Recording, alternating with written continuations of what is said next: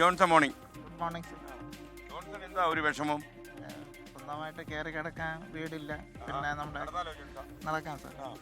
സ്വന്തമായിട്ട് കയറി കിടക്കാൻ വീടില്ല. പിന്നെ തമ്പാനൂർ ബസ് സ്റ്റാൻഡാണ് ആശ്രയം. 15 വർഷമായിട്ട് ബസ് സ്റ്റാൻഡിൽ തന്നെയാണ് എൻ്റെ ആശ്രയം. പിന്നെ നേരത്തെ എവിടെയായിരുന്നു താമസിക്കുന്നത്? നേരത്തെ ഗവൺമെൻറ് ചിൽഡ്രൻസ് ഹോം പൂജപ്പുര അവിടെയായിരുന്നു. കാരണം അവിടെ 18 വയസ്സ് കഴിഞ്ഞ കുട്ടികളൊക്കെ പുറത്താവും. ആൺകുട്ടികളുടെ സ്ഥാപനമാണ്. അപ്പം സ്വന്തമായിട്ട് നമ്മൾ തന്നെ സ്വന്തമായിട്ട് തൊഴിൽ കണ്ടെത്തി പോകണം എന്നൊക്കെയാണ് അവർ പറയുന്നത്.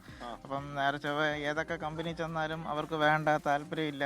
പിന്നെ എപ്പിലെപ്സിയുടെ ഒരു ചെറിയ പേഷ്യൻറ്റും കൂടെയാണ്. പിന്നെ ജോൺസന്റെ പ്രശ്നം എന്തോ?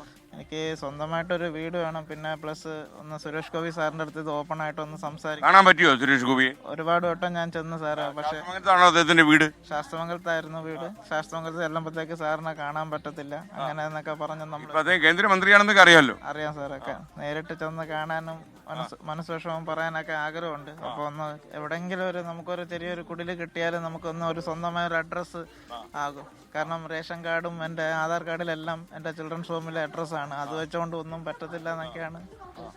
ഒരു കാര്യം ചെയ്യും, നമ്മുടെ മില്യൻ മലയാളി ക്ലബ്ബിൽ പോയി രജിസ്റ്റർ ചെയ്യും, നമുക്ക് നോക്കാം. സാറേ അതിന് ആഡ് ചെയ്യാൻ പറ്റുമെന്നുണ്ടെങ്കിൽ നല്ല ആഗ്രഹമുണ്ട്. കാരണം ആഡ് ചെയ്യാം, കുഴപ്പമൊന്നും. അതിന് പ്രവേശന ഫീസോ അങ്ങനെ സംഭവമൊന്നുമില്ല. ലോകമെമ്പാടുമുള്ള മലയാളികൾ 1 കോടി മലയാളികളെ ഒരു കൊടക്കയിൽ കൊണ്ടുവന്ന പരിപാടിയാണ്. മാത്രമല്ല അതിനൊരു ഭവന പദ്ധതിയുണ്ട്. വീടില്ലാത്തവർക്ക് വീട് ഉണ്ടാക്കുക, 1000 വീടിൻ്റെ ഒരു പദ്ധതിയുണ്ട്. അപ്പോൾ കുറേ അധികം അപേക്ഷകൾ കിട്ടിയിട്ടുണ്ട്. എന്നാലും ജോൺസന്റെ അവസ്ഥ കേട്ടിട്ട് നമുക്കൊന്ന് പരിശോധിക്കാം. ശരിക്കും പറയുന്നതൊക്കെ ജെനുവിൻ ആണെങ്കിൽ നമുക്ക് നോക്കാം കേട്ടോ. പറയാനൊന്നുമല്ല, സാറിന് ഓപ്പണായിട്ട് സാറിന് ഇത്രയും കണ്ടതിന് എനിക്ക് വളരെ സന്തോഷമുണ്ട്. കാരണം സാറിൻ്റെ അടുത്ത് തന്നെ ഇത്ര ഓപ്പണായിട്ട് പറയണമെന്ന്. കാരണം സാറാകുമ്പം സുരേഷ് ഗോപി സാറൊക്കെ കേട്ട് കഴിഞ്ഞാൽ ചിലപ്പോൾ ഒരു സമയത്ത് നമ്മളെ കാണാമെന്നാൽ നമുക്ക് വളരെയധികം സന്തോഷം ഉണ്ടായിരുന്നേനെ. നമുക്ക് നോക്കാം. എന്തായാലും ജോൺസന്റെ കാര്യം നമുക്ക് മനസ്സിൽ വയ്ക്കാം. നമ്മുടെ ആൾക്കാർ ജോൺസണുമായിട്ട് ബന്ധപ്പെടും കേട്ടോ. നമ്മുടെ പേഴ്സണൽ മേക്കമ്മൻ ഷാജിയോടൊപ്പം ഉണ്ട്. ഷാജിയോട് രാംകുമാറിന്റെ നമ്പർ വാങ്ങിച്ച് സെക്രട്ടറിയാ. രാംകുമാറിനോട് കാര്യങ്ങളൊക്കെ പറയൂ കേട്ടോ. ജോൺസൺ ഓപ്പണായിട്ട് പറഞ്ഞു. കേന്ദ്രമന്ത്രി സുരേഷ് ഗോപിയെ കാണാൻ ആഗ്രഹമുള്ള ആളാണ് ജോൺസൺ. ജോൺസന്റെ ഇപ്പോഴത്തെ ഒരു അവസ്ഥയൊക്കെ പറയാനാണെന്ന് തോന്നുന്നു. അദ്ദേഹം ഇത് എവിടെയെങ്കിലും വെച്ച് കേൾക്കുകയാണെങ്കിൽ ജോൺസനെ അന്വേഷിക്കും, എനിക്ക് ഉറപ്പാണ് കേട്ടോ. വിഷമിക്കണ്ട, നമുക്ക് നോക്കാം.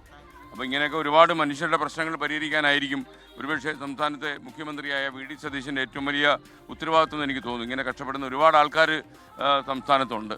അപ്പോൾ ജോൺസന്റെ കാര്യം നമുക്ക് നോക്കാവുന്നേ ഉള്ളൂ, വലിയ കുഴപ്പമില്ല.